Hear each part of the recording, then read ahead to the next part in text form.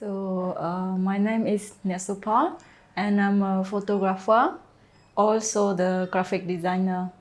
But I work full time as a graphic designer in Phnom Penh, and I do part time for my photography. And I start my photography since 2010, but start to be active in 2012 and 13 after I graduate. So I study at the Royal University of Fine Art as a graphic designer. But at the same time, I took many short courses that prepared by the school. And I found out one short course from a French institute called Studio Image. So from there, I start to interested in photography, and I start to practice a lot from 2010 until 2013. And I found out that photography is one of the medium that I like, because at the beginning I thought it's easy to tell the story through because it's just one click and then we can have image. Actually, at the beginning when I graduated high school, I didn't know about art. So it's like I know nothing about art. But just because my brother took me to a fine art school and he asked me to choose a major that I like at that time. So I joined graphic design, but the environment around me, because it's art school, it's full of art activities, sculpture, painting, design. Design also part of art, I think, because it's always started with a creative idea. And then as I mentioned, that I joined photography workshop. I really like want to speak through my work and to show something that I want to speak, and I don't know how, because I like painting. I did sometimes painting, but then I still choose photography because I feel comfortable to tell the story through. So the reason why I start to do art, because I want to speak up my voice, to show it into public.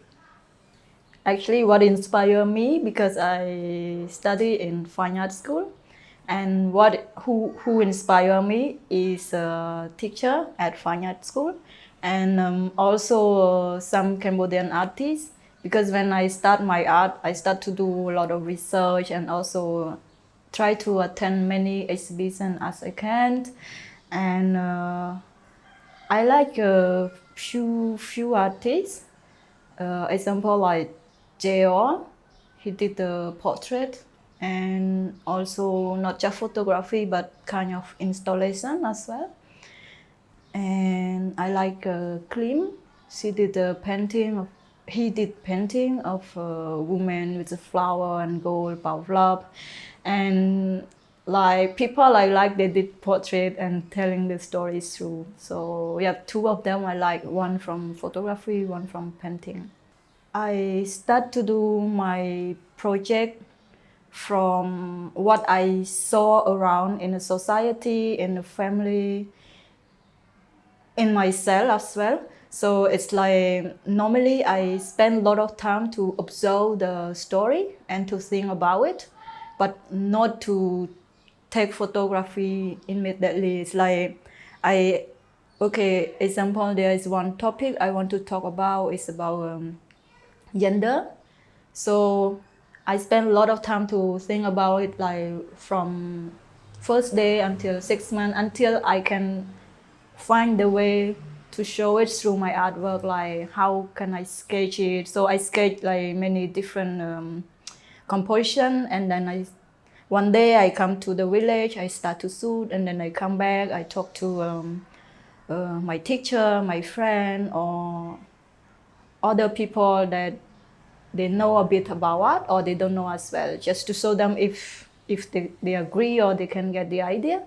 And after I go back again and try to redo the photography until I like it. So, and then I continue the story. So normally I try to think a lot and sketch a lot about the story. But then at the end, when I find the way to show it, it's only 1 week or 10 days or 2 weeks only that I took the shooting at the end. For me, now art is part of my life, so art is very important for me, I think, for the society and for the country, because art is the voice that speak about the truth. For me, it's like even way we speak is not very obvious, but we're trying to show up the social issue, the gender, the thing that we want to show. So it's like how one country or community develop, it will show through art. So for me, art is part of my life, part of our community and country. Yeah. So actually, there's one work that I like a lot, because this work, I went back to my village where I was born, and it's very far remote. So it's like many kids, many people, they don't know about this kind of art, and they even don't know, never seen big camera in front of them. So one of the series that I like is the leaf that I did with the remote kid in my village.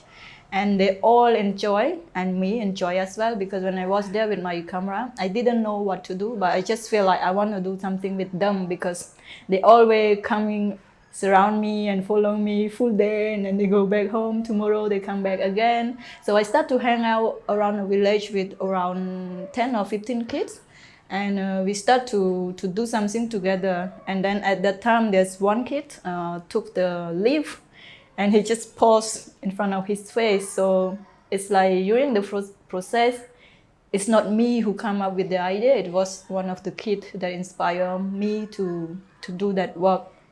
So for me, I very enjoy it. And it's like the object, the people who involved, they enjoy it as well. Yeah. So actually that one, yes, at the beginning, I know that I want to do something with kids there, because in my village, it's Kirivong. It's one of the remote village in Takao. It's not so far from the center, but it's remote, because there's no electricity, no tap water, and no school. So school is like we have only secondary school at that time. And then if we want to continue to no, we have only primary school, and we want to continue to secondary school, we have to ride bicycle like 9 kilometers from our village, and the road was tough. It's like sometimes on the flood season we need to take a boat. It's a palm boat for sure, but it's very hard to access to the secondary school. So like 70 or 80% kids, they drop off the school, and they decided to go to work as a construction worker, or they go to Thailand, because they have no choice. They have to earn money for their family and for their living. And there's no one that inspires them that they should continue study, because they cannot see the value of study or educate. So they follow their family, their brother, their sister. They just drop off the school and earn some money to have their family. It's not their fault. It's not parent fault. For me, it's kind of misunderstand between the society and them. It's like them, they cannot see how it's important the education is. And it's like the society or the government, I will say, they don't know about this small problem as well, because they think that all the kids now, they have the rights to go to school, and they can do, because they don't need to pay. So not many people talk about it anymore. So it's being continue until nowadays. But now we have a secondary school there, so much more better. But for the high school still. And now we have better road, so it's like they can have motorbike and go one day study there and come back. When I was study, I was at the 7th grade, so I need to ride bicycle 9 kilometers there, and I stay there for 1 week, and on the weekend I come back. So imagine like very small kids stay for the whole week at a school in a small house next to someone, and we have to cook, we have to clean, we have to go to school, very tough. So yeah, it's very hard to access to education in my village. Yeah. So right now I work on a new project. It's I will say it's a little bit political because, as I mentioned, that art should reflect the society or the situation that we have now. So my new work, I work on property, so related to land. I started my first research in Cambodia, and I did kind of a small exhibition. It's just a start up of work, and it's called Land for Sale. So I did document the place because in Cambodia, when I was there, I saw many land for sale, land for rent, a lot of signs that pop up on the land, and the land is empty, you know, with columns that saying it's belong to someone. And I feel like we are not just selling the land, we are selling our identity. It's like when the villager, they sell the village, they need to move, and they will lose the memory, they will lose the neighbor, they will start new life. I know that it's good for them because they get more money, and maybe they get more chance to grow their business. But for me, yeah, I don't know when the land is come very expensive, like double and double price. And so what's happened after we sell the lands?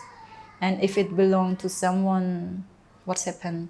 So my question is like, example, I this work I did in Cambodia, but then I will extend to Kep, Kokong, Sihanouk, and Cambodia. So my idea is to landscape along the seasides, the province that close to the seaside, because I feel like Cambodia, we are small, and there's only 4 provinces that's next to the seaside.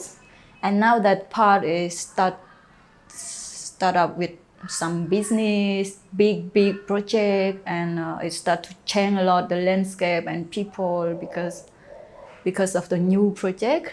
And my question is, it's just like what's happened in the future after we move, after we sell the land, even we get the money.